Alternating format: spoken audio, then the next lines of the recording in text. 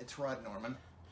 We're going to talk today a little bit about imperfections, uniqueness, and nature, and why in some cases when we do our ceramics we're not looking for absolute perfection. Remember, we're not working with a potter's wheel, which allows you to get a certain amount of perfection because of the speed with which the wheel turns and the way a mere touch can be transferred to the whole circle of the item that you're working on, so that there's a symmetry, almost perfection to it. What we're looking for is hand-built, and in hand-built we're looking for something that is not quite perfect, and there's a reason for that.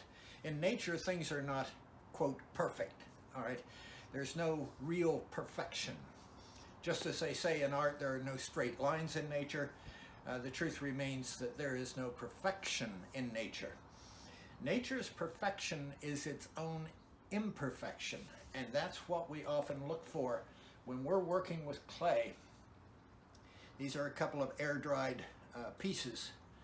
When we're working with clay, we're looking for the way the shape, all right, echoes that imperfection in nature.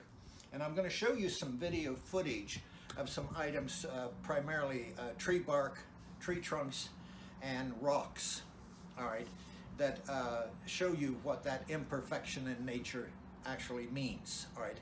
And it's good for you to walk around and take a look at these things and look very closely at them and study them, because they're going to really help you as you work, because the search for perfection is painful. It's very hard to achieve, and so it can be very frustrating, especially to a beginner. So we're going to walk around out here and we're going to take a look at some things and see what we can find in the way of imperfection in nature. All right, some of these things are going to be very common to you and appear to be throwaway, but the fact is these things influence your aesthetic on a day-to-day basis, and the fight for perfection can be frustrating and impair your creativity.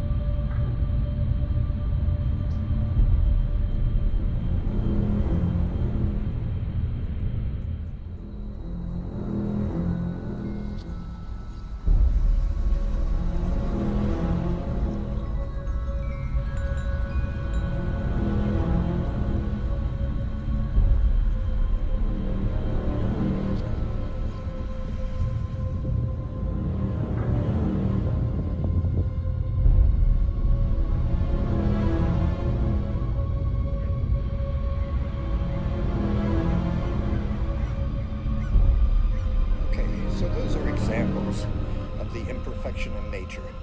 This is the way nature has a odd, unique approach to its own perfection. Irregularity, a lack of symmetry, a tendency toward the rough and the unpolished, and the way nature also excels at creating something beautiful out of something that you might say is ugly on its surface. All right, this cup, which as I explained to you when I was making it is called Kuranuki, is an example of the rough, rocky texture that is found in nature. All right, and this allows me the freedom to be creative, to make something both unique and very striking, and allows me to fight that tendency to try to make everything so perfect. All right, instead, I just make it. and I accept it for what it is. Things happen to it that I don't really intend. The knife slips, different marks are made. I end up with a look that I didn't really mean to make. I'm not trying to make a look. I'm just trying to make this texture around this cup so that it will stand out and will cry out in its own particular beauty. Okay, so that's the discussion of imperfection in nature and imperfection in your own work. Now, I want you to think about this because, as I said, the search for perfection, the attempt to make something perfect, can lead to great frustration. And I don't think that's good. I don't think that's a good way to approach creative endeavors. And I think if you're doing hand building, you have the opportunity to stretch yourself, to come up with ideas. Remember those things when you were a little child and you made that ashtray for Daddy, okay? It was, to anyone else's eyes, the ugliest thing in the world, but to him, it was beautiful.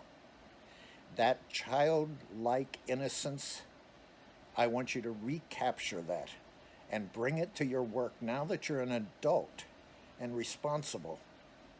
I want you to bring that childlike innocence and that view of nature into your work and allow yourself the license to be imperfect.